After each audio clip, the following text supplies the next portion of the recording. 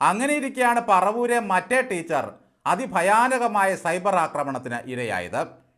ശൈലജ ടീച്ചറും ഈ ടീച്ചറും ഒന്നിച്ചൊരു വേദിയിലെത്തി. ആ വേദിയിലേക്ക് കോൺഗ്രസ് നന്നാകണമെന്ന് ആഗ്രഹിക്കുന്ന മറ്റേ കുട്ടി കൂടി എത്തിച്ചേർന്നു. ടീച്ചർ ഈ കുട്ടിയെ CPMലേക്ക് സ്വാഗതം ചെയ്തു. ആ പ്രസംഗത്തിൽ മാംഗോ കുട്ടി പറഞ്ഞു, ഞാൻ കൂടുതൽ വെളിപ്പെടുത്തിയാൽ കോൺഗ്രസ് താങ്ങില്ല, എന്നെ കൊണ്ടത് ചെയ്യിക്കരുത്.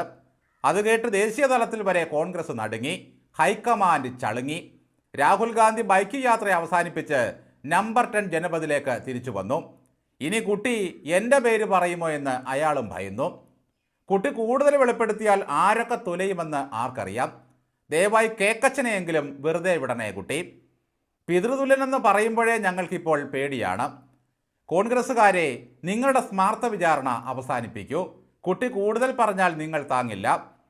എന്തായാലും നവരാത്രി കാലത്ത് ദുർഗയായി അവതരിച്ച ടീച്ചർ കുട്ടിയെ നല്ല ഒന്നാന്തരം ഒരു പാർട്ടിയിലാക്കാണ് ക്ഷണിച്ചിരിക്കുന്നത്. എവിടെ സ്ത്രീകൾ പൂജിക്കപ്പെടുന്നുവോ അവിടം ദേവതകളുടെ ആരാമമാണെന്ന് വിശ്വസിക്കുന്ന ഒരു പാർട്ടിയുണ്ട് ഇവിടെ.